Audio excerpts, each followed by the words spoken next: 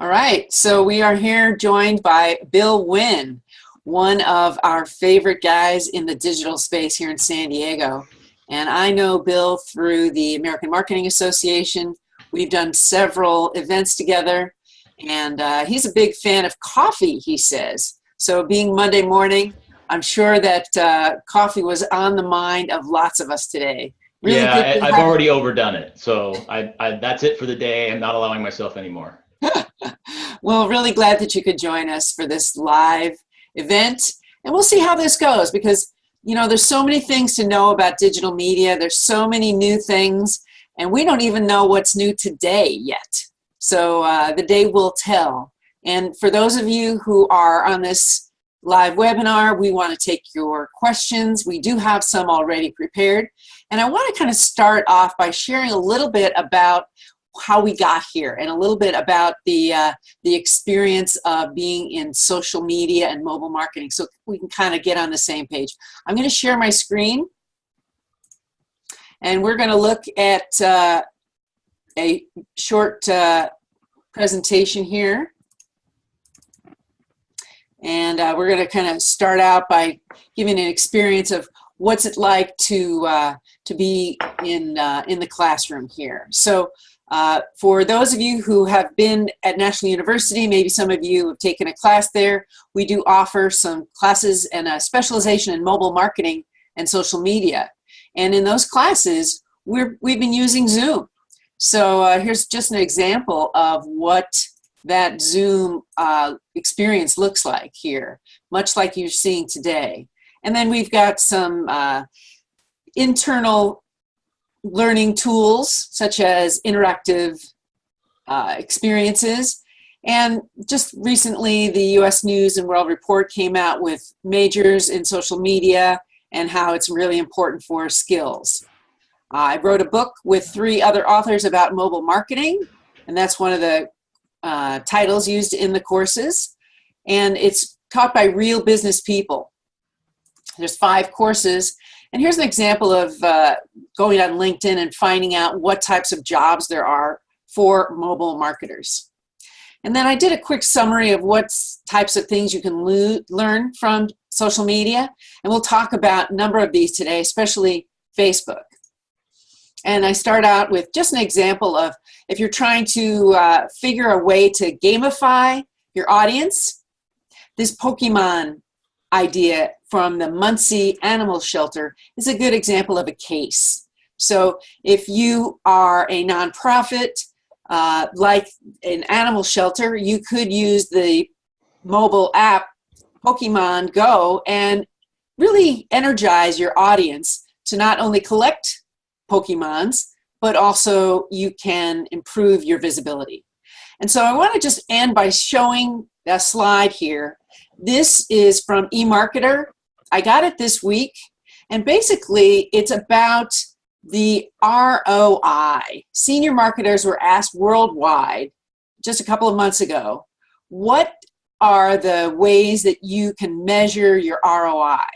And so you can compare online with a 60% high score to mobile ads and apps, to cross-device, to TV, and to cross-channel as well as other. So you can see that definitely the online world is seeing a better return on investment. So I'm going to kind of go back to where we were and finish up my event here. I'm going to drop off our live event. So if you are on the Facebook page right now, we're going to be going over to Zoom, okay? So if you've got the instructions to do that, we'd love to see you join us on Zoom. It's 858-488-2867, and we'll be here for the next 55 minutes. Thanks so much.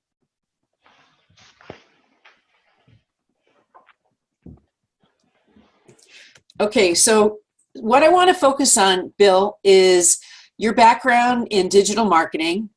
And I have some questions, but we might have some from our audience members as well. So if you have a question, please type it in the chat box here or raise your hand and we'll unmute you and you'll be able to address your question. And we started doing these webinars early in the year, and it's been kind of a quiet summer, so we starting them back up again now. So Bill, why don't you do me and our audience a favor by just giving us a little background in how you are, why you're a digital marketer and your background to get here. Yeah, good question, Mary Beth. So I've been in different aspects of marketing for about 10 years, and I was with an agency that did more creative and branding, a lot of copywriting, a lot of design type of things for about 7 years. 3 years ago, I started to get more involved with AMA San Diego, American Marketing Association, which you're also involved in, I know, through the Hispanic Marketing Special Interest Group, and got some more exposure to digital and decided that's really where I wanted to go. In the creative and design space, that's fun to do, but I really liked the attribution qualities, the ROI qualities of digital, right? Which you kind of just touched on in your slides with the online and cross-channel and mobile ads and so forth, right? That's all digital. And the fact that you can actually drive business results that people really value in terms of traffic and sales and revenue and profit through digital channels really appealed to me. So like I said, 3 years ago, I started getting involved with AMA San Diego. I am the vice president of content there through next July. I imagine I'll continue to be involved in AMA San Diego. Meanwhile, I am the I'm director of business development at Inseev Interactive in Pacific Beach. And so one of the things I've done there over the last year is Facebook advertising. So I'm sort of sharing my experience from doing a couple dozen campaigns for our clients there. So that's really where this discussion kind of comes from. Thank you. That's great. So Sure. Facebook advertising, I started in 2007 doing Facebook advertising. So I'm not new to this space, but it's really evolved and it's changing. I mean, every day there's something new. So can you tell maybe a little advice for someone who's just getting started in Facebook advertising? Where's a good place to begin? Yeah, so Facebook advertising is a pretty powerful opportunity for marketers for a lot of different ways, and for a lot of different reasons. One of those is just the sheer size of the platform, right? So if you work for a big brand that needs global awareness, you can reach people all over the world, right? There's more than 1 billion Facebook users, and they're on that platform every day. The way that Facebook can target those users is really powerful, right? The way that you can identify people that meet certain demographic or interest or behavioral requirements is really powerful. The way that you can target a more specific list of people who are already known to you through your CRM, or through using the Facebook pixel right on your website, and that's a retargeting strategy. We'll get a lot more into that, but there's a lot about it that's really powerful. However, what's really changed over the last few years is that with those billion users constantly on the platform, there's a lot of advertisers seeking to reach those people. And if you just think about your own news feed and what you see when you look at your news feed, you don't see an ad as for every piece of content, right? Not every item in your feed is an ad, nor every other item. It's right? every 5. Yeah, it's every 5. And so, Facebook has to respect that user experience, right? If they feed too many ads, they know that their application, their platform will lose interest for its users, right? So, with all those users, there's now a lot of advertisers trying to reach them and a limited amount of ad inventory, right? So you're competing with a lot of other advertisers for those same eyeballs. It has gotten very competitive, right? A lot more expensive than when you started out in 2007, Mary Beth, and continues to be that way. And so you have to be very thoughtful about how you set up your campaign, how you do your targeting, right? That you are broad enough to make sure that your ad will run, but narrow enough so that your conversion rate is good. But that's really the trick to it. So you're going over some of the advantages of Facebook advertising for us. The 2 billion persons on the globe who are using it, the fact that it's mobile friendly and that you can track it. Can you talk a little bit about video for an advantage of why Facebook is useful? Yeah, so video is in addition to mobile, right? Mobile and video, and those two things together are two of the things that Facebook touts as being really advantageous about its own platform. And so video is a great way to get a lot of attention, right, on your ads, much more so than still or other kind of ads. It's also a great way to build an audience, right? So if you're gonna use one of Facebook's newer targeting methods like content engagement, it's easy to build an engagement audience around video, right? Because more users are likely to engage with that content than other types of content. They're going to watch it, they're going to share it, they're going to click on it, they're going to comment on it, and all of those interactions kind of get tracked and become the basis for an engagement audience later on. So video is very powerful. It's a great way to build interest and engagement. So let's talk a little bit about the different channels that now Facebook advertisers are using. So what channels are available and which work the best? Yeah, so when you're setting up your campaign, what probably we really mean there is placements, right? So within Facebook, you've got a number of different places you can put your ads. Obviously, you've got both desktop and mobile. You've got news feed, and then you've got some things in the right rail, right? You've got that advertising space there on the right, which if you're looking at a desktop, that's meaningful. On a mobile device, that's not so meaningful. Facebook has its thing called an audience network, right, which consists of partner websites and a lot of mobile apps, and then lastly, you've got Instagram. And so generally, my approach when building out direct response campaigns, and those are what most of my clients are interested in, right? Response campaigns, they're not really interested in awareness.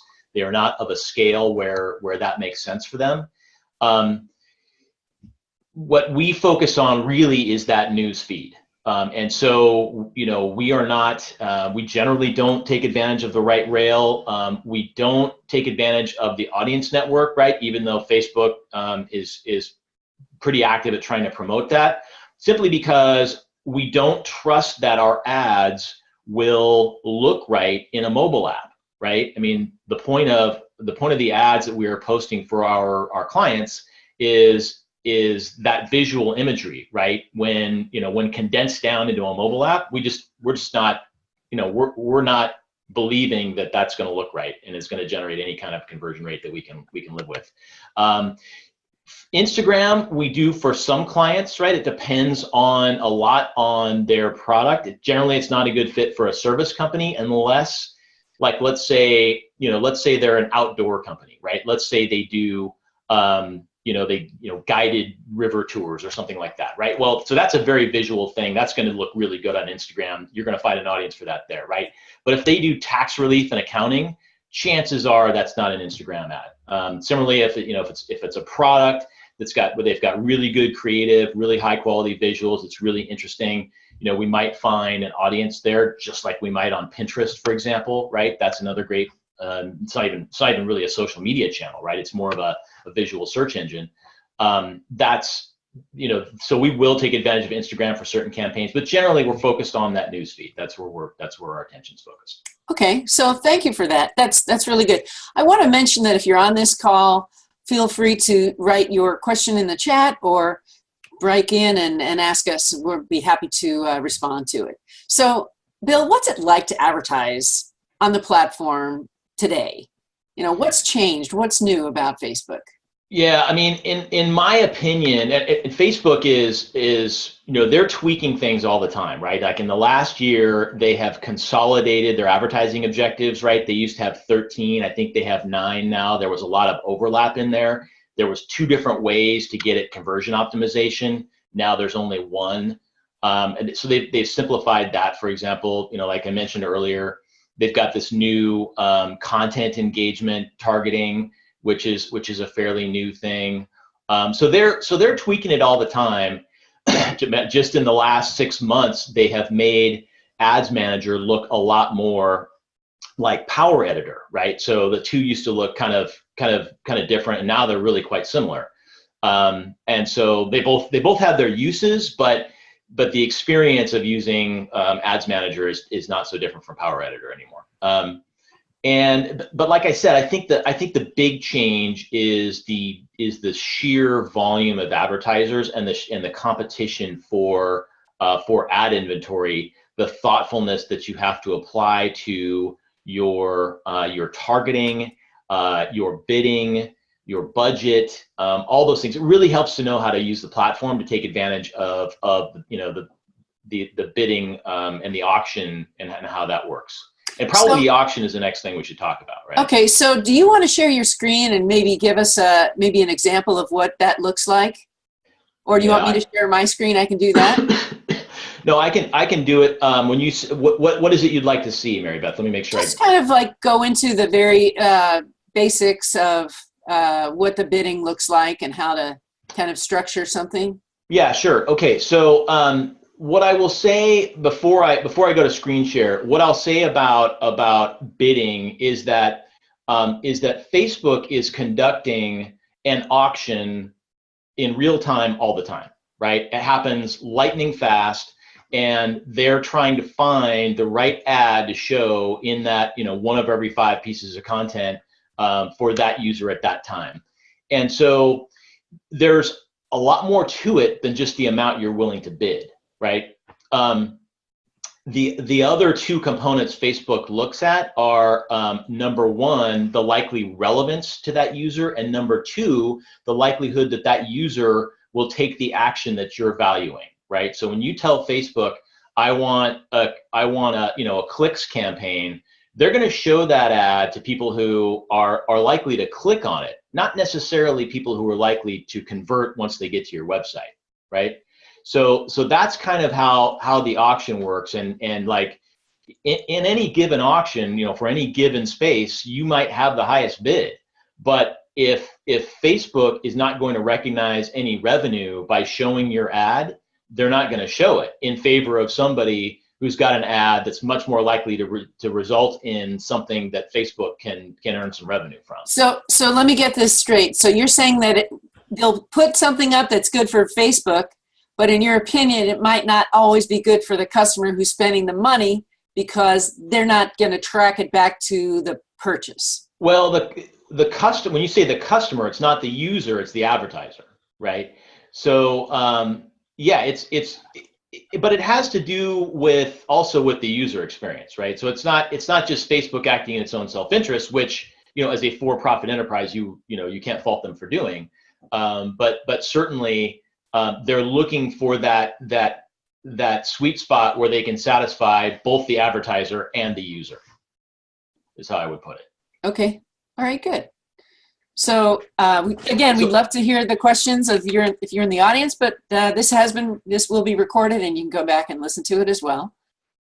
So you want to share? So Mary Beth, maybe I'll share my screen and just go through a few things about ad setup and targeting and some interesting things that are kind of in the first 2 stages of creating a Facebook campaign. Does that make sense? Yeah. So I want you to be able to show us how do the ad auctions work, and another question that you might address is how can I keep from rushing through my budget too quickly, right?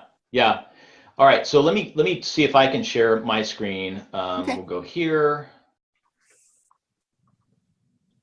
Right. So you seeing my screen, Mary Beth? Yes.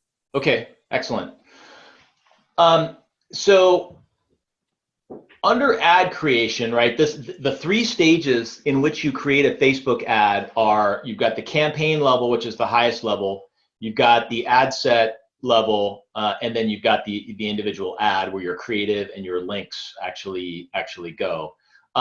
In my opinion, the real heavy lifting of a Facebook advertisement is done at the ad set level, because that's sort of where you determine if your ad's actually going to run, right? If you've got your targeting and your bidding and all that sort of thing done correctly, then there's a good chance your ad will run even if the creative's not perfect. All right, so those are the three different levels. Your campaign objectives, like I said, Facebook simplified this recently, so it's they're now up to 10. They were at 13 and then 9, and now they're at 10. But on the conversion, I'm sorry, on the campaign objectives, the campaign level, all you're determining there is what is it that you're trying to accomplish. What are you going to name your campaign, and if you want to create a split test or not. I'll go into split testing later, but for right now, most people that are advertising on Facebook either are looking for, most small businesses, I'll say, are looking for traffic or conversions, right? They're interested in clicks, or they're interested in something else they value, whether that's content views or actual purchase. There's a number of different things you can call a conversion, which you value. And then as you create your ad, right, we talked about placements a while back. This slide right here shows all of the different types of placements. Can you see that okay, Mary Beth? Do I need to expand on anything? No, I can see it just fine. Yeah. Okay. Probably zoom in a little bit maybe. So like I said, here's your placement, right? You've got news feed. You've got the right column, which again, we generally avoid. Instagram audience network. Messenger ads, I have not tried yet. Facebook says that from a conversion standpoint, these are hugely successful, right? Because most people, when they get a messenger notification on their phone, they're looking at it, right? So you can imagine the kind of the results you might get from that campaign. Like I said, I haven't tried it yet, but Facebook claims that it's their most successful campaign type. So I do look forward to trying that here in the near future. So in other words, they're printing money. In a lot of ways, right? I mean, Facebook. They want you to get to Messenger because there's another treasure trove of gold there. Yeah, exactly. I mean, so Facebook and Google are the two top advertising revenue earners in the US, right? For a reason, right? It mostly has to do with the attribution, the ROI of digital channels, like we talked about. They now outperform, kind of the major media networks, Comcast, Universal, all those outfits, right? Are falling in line behind the digital big dogs now. So it's important to understand this as a consumer as well as a business owner. This is really important to understand, and it's also important to stay on top of it. Yeah, I would say absolutely. Now we talked about how the auction works, and I want to talk a little bit about bidding and schedule. You talked about how do you make sure that Facebook doesn't run through your budget. Frankly, these days, the bigger concern is, will Facebook be able to spend enough of your budget, right? The opposite is the case. Like I said, because there's so many competitors, if you've got your targeting set up too narrowly, then your ad is just not going to run.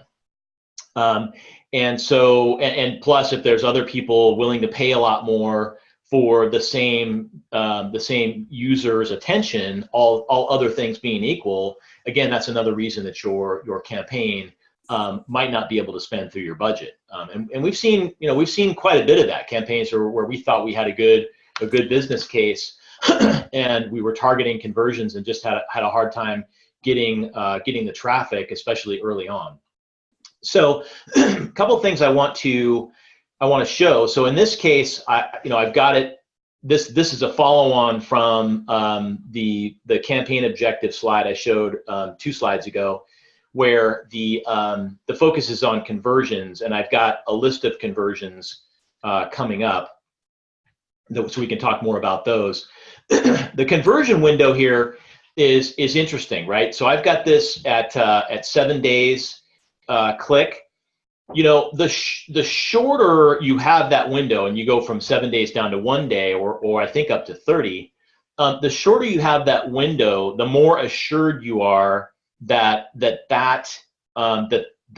conversion is truly attributable to Facebook, right? In other words, if somebody looks at your ad, goes directly to your website, and completes the action you value, then, you know, on this in the same hour, then you're pretty assured that that's attributable to your Facebook campaign.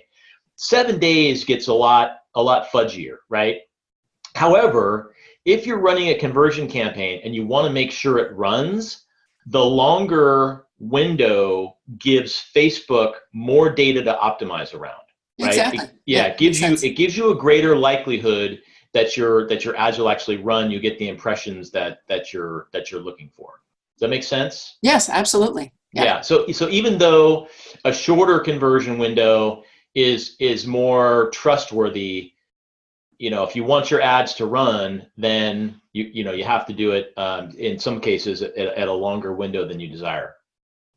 If you talk about when you get charged, when you're running a conversions campaign, you don't actually pay Facebook at the time you get a conversion. You pay Facebook for impressions as you go. That's the only way to do it. So that's why it says when you get charged per impression, even though I'm bidding on conversions. Does that make sense also? Yes, it does. Okay. And then delivery type standard. This speaks to the schedule we were talking about before. Facebook is really good about spacing your ad out over time. Generally speaking, if you've got your targeting set up correctly and you've got enough budget, you want to go with standard, and Facebook will, you know, if you've got a daily budget set up that's $20 a day, they might spend $19 today and $20, $21 tomorrow, but generally over the course of a week, you know, you're going to average $140. They're pretty good about that. You don't have to worry about your ad, you know, about them racing through your budget.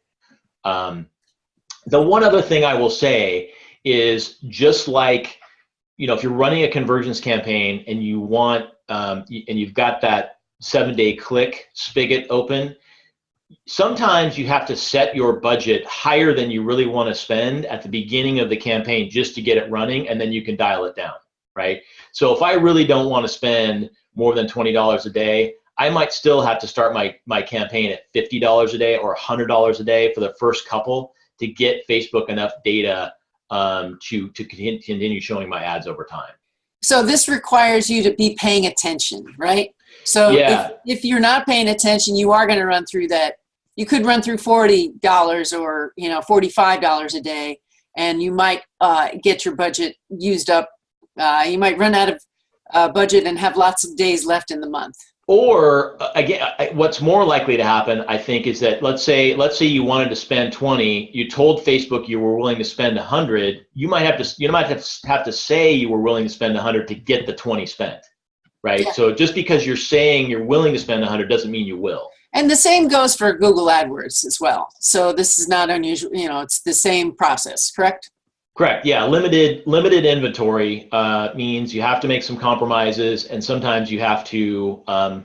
Cheat's not the right word, but you have to set some things in an illogical way to make sure your campaign runs. Okay. All right. We're coming through some good territory here. This is complex, and thank you for providing a visual image for us to follow along with. Yeah, no problem. This is just, you know, whatever user sees when they set up a campaign at the ad set level, right? So, you know, it's anybody who's done Facebook advertising, there's nothing revolutionary about this view. It just kind of helps us talk through what the steps are. And, right? and I just want to remind the audience that the ad set level is what you said is really going to be the key to success. If it's set up in this level, the chances of, or the likelihood of being more successful increases.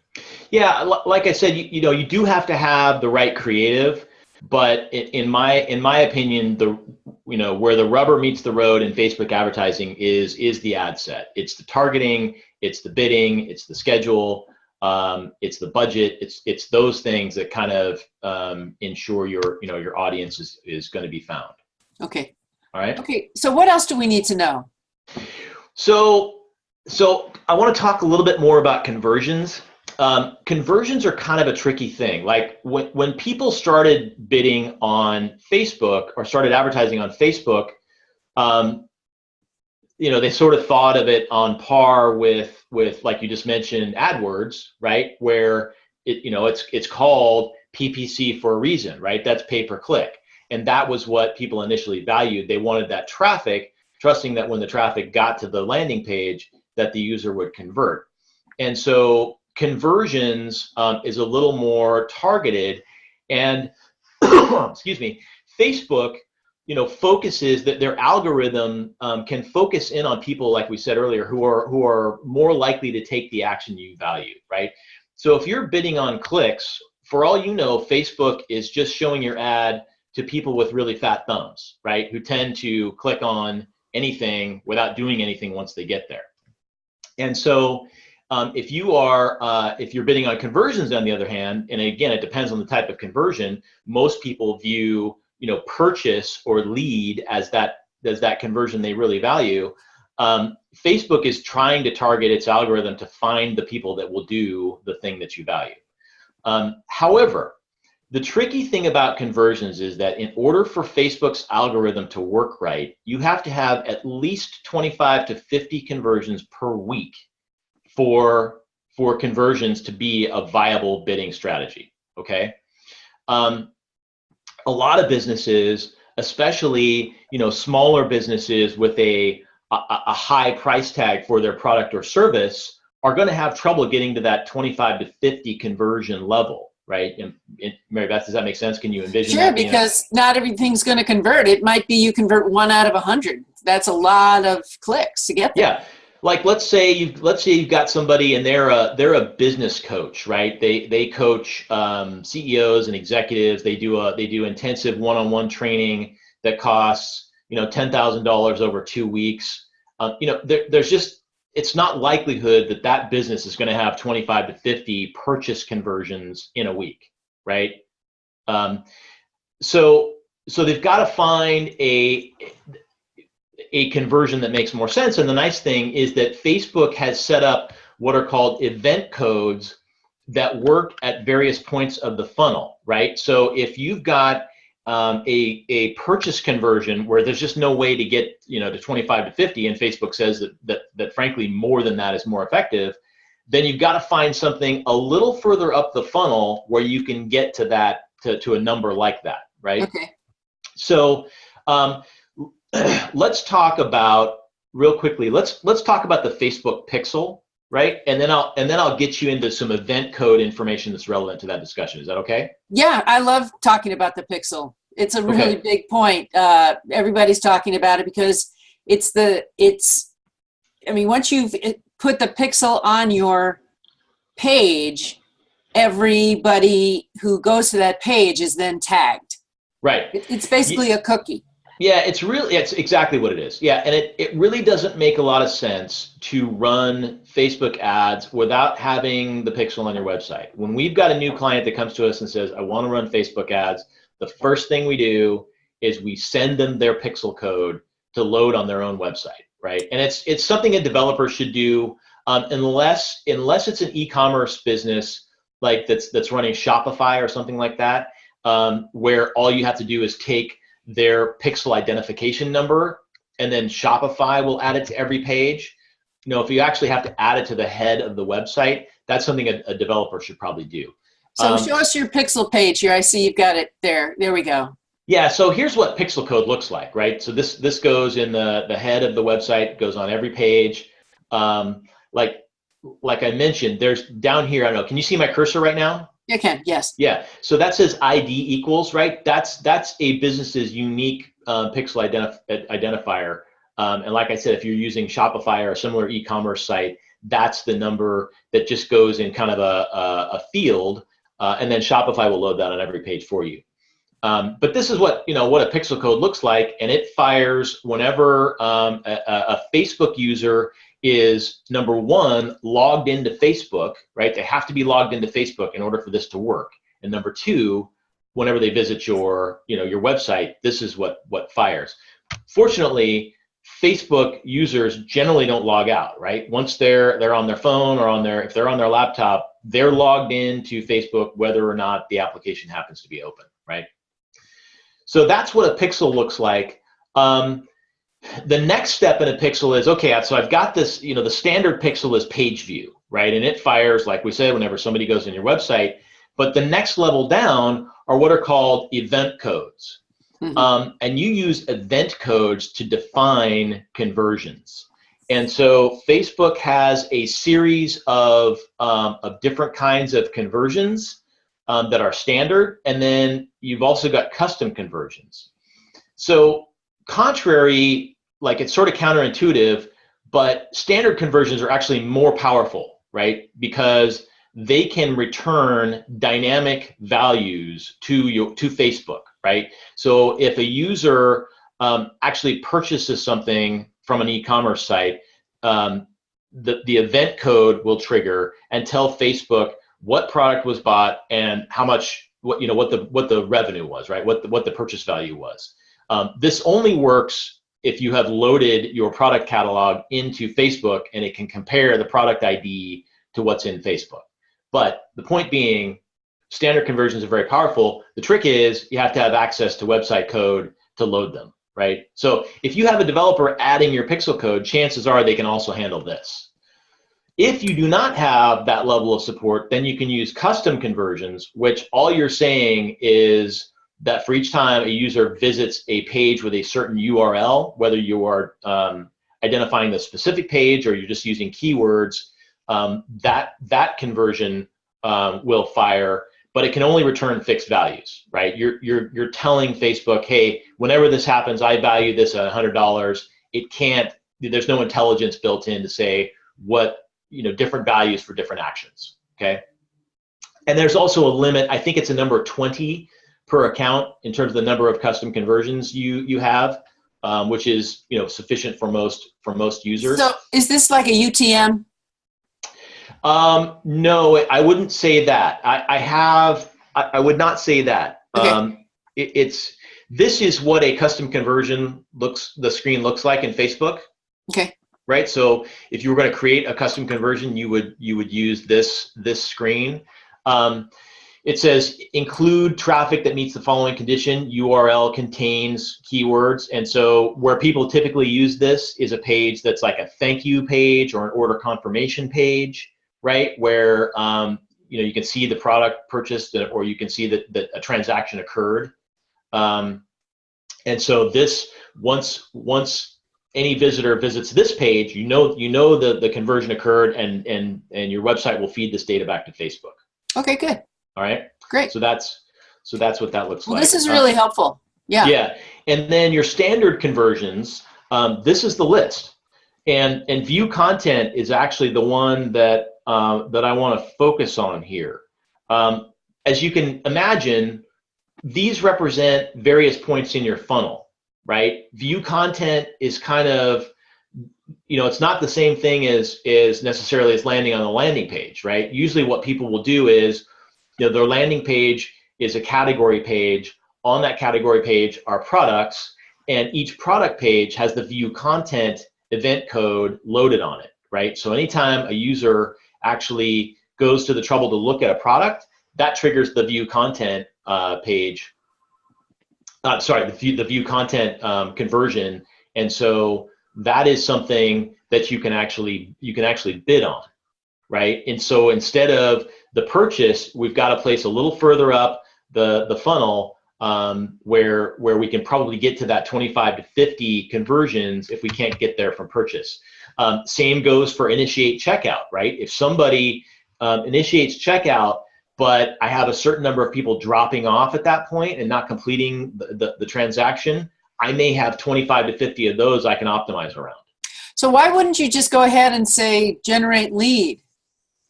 Well, generally people use that if it's like a B2B type of scenario and they're going to follow up, there's a one-on-one, a human-to-human interaction required to close that sale. Okay. Right. So that's somebody generate lead. So if somebody completes a contact form, that would trigger generate lead. And we have, or complete registration, that would be a similar type of thing, right? Okay. So your example earlier with the guy selling a $10,000 training, maybe they want the lead, right? But if someone's going to check out a direct response, the view content is a good thing.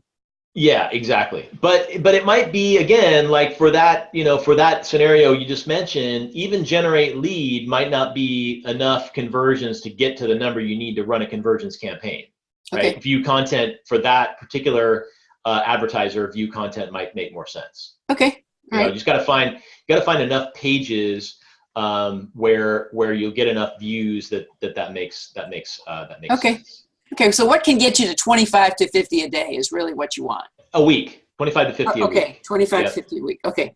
Yep. Again, when you're doing, I just wanted to show this. So this is standard conversions, and if you're using a standard conversion, in this case, this shows the purchase conversion. This is where you tell Facebook what the value of your conversion is, and what it's like. If you look what it says, event parameters, you can also input variables to send dynamic data, right? So again, I'm not a developer. I don't know exactly what that code would look like. But in this case, I've just punched in $10 USD, and you can see how in the event code, right, which is my purchase event, how that looks in the piece of code down here at the bottom. And that accompanies your base pixel, right? All that other code we looked at earlier, this goes with it. Okay. But not on every page, right? My pixel code goes on every page. This particular one only goes on an order confirmation page. Okay. Right? Where we know somebody's actually paid for whatever it is that we're offering. Okay. Okay. And then the other thing I want to show people is, if you're going to be in the conversions business on Facebook, if you're going to optimize for that and you're going to have conversion event codes on your website, then you need to validate that your pixel's working. So Facebook has a thing called the Pixel Helper, which is a Chrome extension that you can load. And so if you have that Chrome extension, any website, any web page that you're on, you can click that extension and see what Facebook pixels exist there, right? So in this case, I'm on personal creations, and I'm on this particular product page, and I can see that there are two pixels loaded on there. Chances are one is the pixel that's part of personal creations page or their account, and chances are the other one is part of an agency's account, right, for personal creations working on their behalf. I can see that for one of these, and I can't tell exactly which is which, right, but I can see that for one of these, they've got the view content code that we just mentioned, right? So they're able to optimize for that view content conversion if they want. Yes. In the other one, they've got the view content set up, but it's not working right. So chances are they don't have the catalog loaded in that account correctly. Does that make sense? Yes, it does. So I'm looking on the right-hand side of the screen here. Yeah. The bottom pixel is working properly. The top one probably isn't. Yeah, it's not going to return you couldn't use that top one to optimize for the view content conversion. It is firing when people visit any page, right? Because I can tell page view works correctly. It's just that conversion is not going to work right. And the point you're making here is that you can check. Yeah, the point is you can use this to do some troubleshooting. And if you're gonna advertise, do Facebook advertising, you should definitely be using the pixel. You should definitely be collecting conversion data, and you should definitely use the Facebook Pixel Helper to make sure it's working right and troubleshoot if it's not. Great. Okay. Let's see. I want to talk also, Mary Beth. I want to switch gears here and show people a little bit more about targeting engagement, right? So we talked about using the pixel to find people who are visiting your website. That is a great retargeting strategy. But there's a way to create retargeting audiences without people going to your website. Does that sound Sure. feasible to Yeah. you? Yeah. Definitely. Yeah. Yeah. So the way that you do that is you create a content or an engagement custom audience. So, most people think of custom audiences as I'm loading my CRM data in Facebook, right? So that's a customer list, that's emails, phone numbers, names. Facebook can compare that to their user data and create an audience based on it. They can also create a lookalike audience based on it. They can do that same thing for the pixel, right? Collect all the users that visit your website, build a lookalike audience off of that. Obviously, that depends on people actually visiting your website and being logged into Facebook when they do it. The custom engagement audience, and again, I'm looking at a blog post I wrote on the Inseev website about this topic, right? So rather than pull a new set of screenshots, I'm just using this blog post as kind of the basis for this discussion. The Jingle Bell elf pants. We're getting ready for Christmas here. Yeah, exactly. Are you still seeing those guys? Yeah. You're still seeing the elf pants? Yeah. Yeah. Okay. So you need to switch it to another page. Yeah, exactly. What do I stop share? Do you want to go to the ad performance page? Is that what you want to go to? No, hold on. Let me let's start over. I want to show this. Hold on. I'm glad you told me that. Yeah, it happens all the time. Okay. So here is the list of custom audiences available on Facebook. Customer file we talked about, right? That's uploading your CRM. Website traffic is your pixel. App activity obviously depends on you having an app and depends on you having a thing called a Facebook SDK loaded in your app. That is the app equivalent of the pixel. And then lastly, you've got this engagement category. And so this is a way to build a retargeting audience of people who are familiar with you but haven't necessarily been to your website, right? So these are the different types of engagements that trigger this audience, or trigger or from which people can join your audience. So video, obviously, we talked about that being really powerful. You can build an audience around people who've looked at or done different things with your videos. Lead forms is a similar concept, because somebody who completes a lead form on Facebook is becoming a prospect without converting on a landing page on your website. So that's pretty powerful. But anyway, you get to the one that I've highlighted here, which is Facebook page. So these are people who have interacted with basically any content, right? A post, the page, an ad. Well, any of those people, any of those users will join this audience. And so, does that make sense, Mary Beth? Custom audience, and we're looking at your website right now. Yeah, we're looking at the Inseev website. I wrote a blog post about this. That's why I'm doing that, because I've already got the screenshots embedded here. Good. I'm not trying to promote the Inseev website. It's just convenient.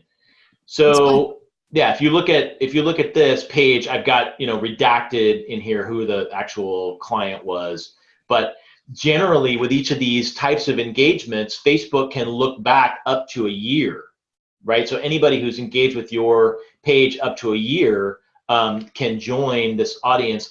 There's one exception, I think, which is the lead form, right? That only goes back 6 months, but otherwise, it's pretty powerful in terms of the look back. Obviously, the shorter the look back window, like 30 days, for example, more powerful, the more powerful, right? The more likely that user is to remember you. Yeah. Yeah. So this little drop down here shows you all the different types of engagements that qualify, right? People who engage with any post, people who clicked a CTA, people who messaged your page, people who saved your page or any post, right? So all those things technically can qualify someone to join your page. And then what's really cool, what I've had the most success with on Facebook, obviously retargeting is powerful, right? Whether it's the pixel or this particular type of audience, targeting people who are already familiar with, already have some baseline awareness, is more likely to generate the direct response result that you're looking for. However, if you're looking to broaden the audience, lookalikes are much more powerful than just using Facebook's like behavioral and demographics to try to find that same person. Right. Isn't there a minimum though for lookalikes? Doesn't your list have to have a certain number of items on there? Yeah, it does. I off the top of my head, Mary Beth, I'm forgetting what that number is. I don't think it's very big. I think it's only about 20 users. But there's a point of diminishing returns at the high end, right? Facebook will tell you that if you've got an email list of 1 million people, right, and you're trying to build a lookalike audience off of that, it's too big, right? It's not small enough for Facebook to optimize around, and you're much more likely to find a good audience if you identify people within your email list that represent your best customers, right? People who are repeat customers or have been your customers the longest or buy your most profitable items, right? So, find the 20,000 or so people that represent your best customer and build your lookalike off of them, right?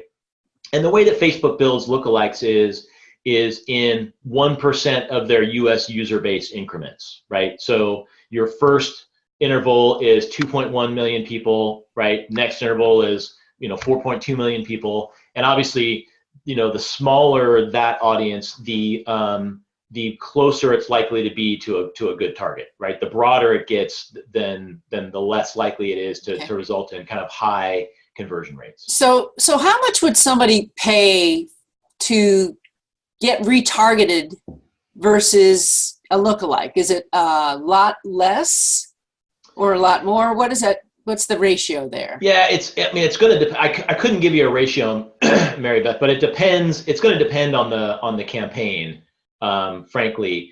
But like the thing to keep in mind about Facebook is, like, just because in using a retargeting audience, your clicks might be expensive, it might be the lowest cost per conversion, right? Using a retarget audience, right? So clicks is never going to be the best way to judge your cost per sale, or whatever your conversion you value is the best way to look at it.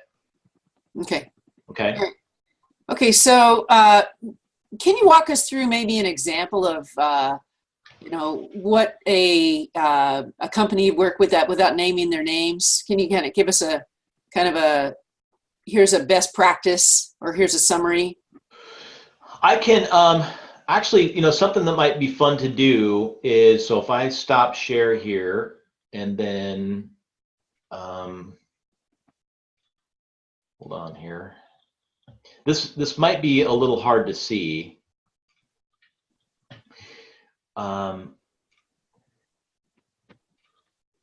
Okay, so back on the PowerPoint slide, can you see that? Yes. It's pretty small though, right? Yes. Let's expand it is small. A little bit. Okay, so here's a campaign we did for an account. This is a client that actually they do laser etched wine bottles and spirits and like beer growlers, right? So they're typically commemorative. People buy them for birthdays, anniversaries, Father's Day, that type of thing. This is a campaign we set up. This was Mother's Day. It only ran for about 10 days. We barely got to 25 conversions in those 10 days. So, this is one where if I had to do it again, I would probably try a conversion that's a little further up the funnel, right? We didn't get quite enough purchases. So again, even though that's the thing we really valued, it's hard to build a conversions campaign around it because we didn't have enough of them. This is one where we were, this $19.15 figure over here. This is website purchases. And we spent under $1,000 to get almost $2,000 in purchases. So that was a good, we did pretty well there, right? We didn't make a fortune. It only generated $2,000. But the other thing we found about this campaign was that we think there were some conversions that didn't get reported to Facebook. And so anytime you're going to run a Facebook ad campaign, you always need the ability to validate your conversion data using some other source, right? So for most people, that's going to be Google Analytics. If you've got a little bit more budget and you can afford the Adobe Marketing Cloud, for example, they've got a product called Omniture that's really powerful, and so can give you some conversion data that maybe Facebook is not showing, and maybe Google's not able to parse as specifically. But I think what's really interesting about this one was that I set up, I tested different versions of the creative against each other, right? We created a slideshow that was 3-second frame rates, and the same slideshow in 2-second frame rates, right? And you can see how the most successful one was a 3-second frame rate at the very top there. Yes. That happened to be a retargeting one, but it's not like nobody clicked on the 2-second one at all, right? So I thought I was going to get some pretty actionable intelligence here that would tell me that one of those frame rates was always better than the other, and I just didn't get that, right? And so what that tells me is, hey, if you're going to run a slideshow, right, an automated slideshow, which qualifies as video, do both frame rates, and maybe you'll get some business from both, right? The other thing that's interesting that you can't really see here is for this same client, we've also tried some carousels, right? So that's a series of 5 images, right? Basically catalog images. Each one has slightly different copy. Each one has its own CTA that really did terribly, right? In a different campaign. And so for this particular client, for whatever reason, the video worked best. I will say that colorful images work best. You need a high contrast, bright colors, especially in the Instagram platform, but in Facebook as well. Those are going to generate the most traffic and the most conversions. And back to that example of carousels versus video. We've also had clients where the opposite was true, and I was totally surprised by that, right? Like where I thought a slideshow was going to work great, didn't work at all in video, and the carousel worked much better. So it depends on the campaign, but the whole thing is you want to always be testing, right? Test different creative, different images, test a lot of copy, test a little copy, test different calls to action, and just see what your users respond to best. Wow, this has been great, Bill.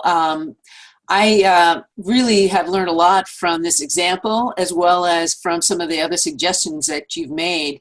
And I really appreciate that you're being transparent about showing us what works, what's missing, and other alternatives that can be used. This whole area of digital marketing, as you mentioned earlier, is becoming the leading marketing tool globally. And we're still at the very early stages. So right. There's a lot of changes that will still be made. Yeah. Can you, in the last couple of minutes here, can you give us a wrap up of how we can get to know you a bit better, Bill, and maybe where we can find you? Yeah, thanks. Like I mentioned, I'm the vice president of content at AMA San Diego, and so I host my own podcast, as you know, Mary Beth. You've been on there with me twice. We do that twice a month, so that's sdama.org. You can find some things I've written there. You can find me on LinkedIn, bwin1.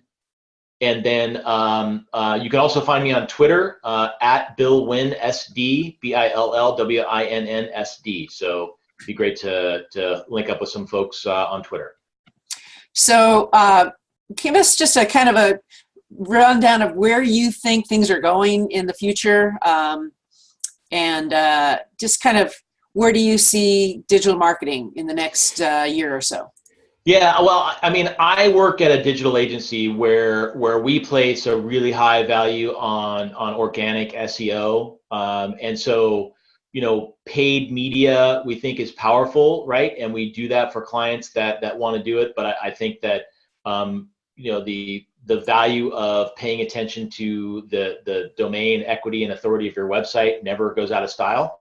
I think that obviously you've got these tools like Alexa and Siri that are going to kind of change the game in search, right? You're going to have a lot more voice searches than actual typing on the keyboard. I think that's going to be really interesting.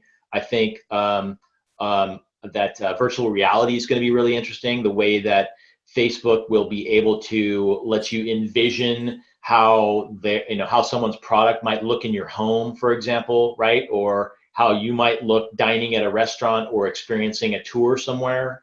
I think you're going to see a lot more of that type of advertising, where kind of the promise of VR finally catches up with reality.